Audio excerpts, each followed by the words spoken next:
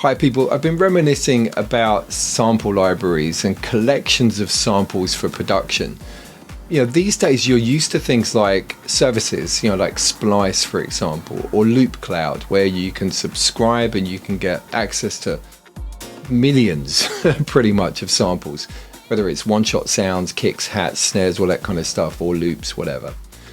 So back in the day, I'm really reminiscing about this time because actually, I think in some respects there was a magic to it. So when I used to work with Darren Benjamin, also known as Daz IQ, who was famous for a lot of the works that he did with Bugs in the Attic, and since as a producer and engineer in his own right, he and I worked together a lot as a team called the Funk Stars, and we did a whole bunch of stuff. Some great music I was very happy to be involved with. And what we would do is we'd spend a day pretty much getting records, putting them on the turntable, recording them into the computer, and then literally using a wave editor.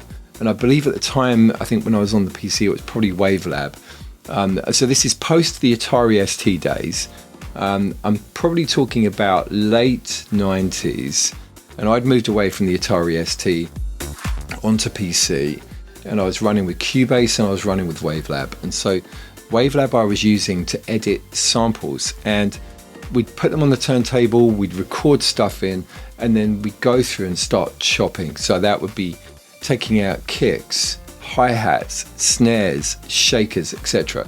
The danger of using a hi-hat, if you've lifted it from vinyl, is the fact that quite often the kick would be underlying. So there'd be a sub kind of tone from the decay of the kick underneath that closed hi-hat or shake or whatever.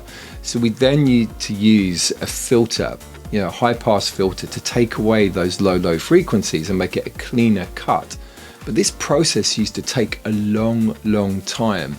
But we'd be going through all these records saying, oh yeah, I like the sound of that, don't like the sound of that, let's do this. And it was a physical job, and the two of us would team up to do this. It took a long time. But by the end of the day, we'd have a set of folders that would be really nicely organized, which would have in essence aggregated all of these sounds from many different tracks and kind of disassociated them from their original source, which was quite a magical thing really, because you would end up with all these kind of, like, in a way, anonymized kicks and hats and snares, unless you actually explicitly put the name of the track that they came from into these folders, which meant all of a sudden you have your own personal sample library, which has been taken from decisions that you have made about these samples.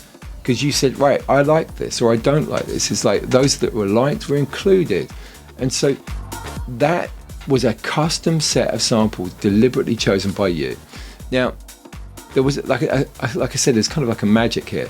I did the same thing with Mark Robertson when we were doing Spiritual South together. He had lots of old kind of Latin, Brazilian kind of pieces of music that were incredible, from the 70s and so on. And we used to take elements out and just sit together and pull them all out, and we built a library of samples. So I think having that connection to the physicality of it, I think, was the thing. It was the record player, putting it on the turntable. And also there was a certain character that came through from the vinyl as well that was being echoed in the sampler and being triggered back. So really, I'm just reminiscing about this. I felt there was a better connection to it. Now, the parallel to the modern world would be to say, when you're in Splice or you're in Loop Cloud, it's not just picking samples for the project you're working on.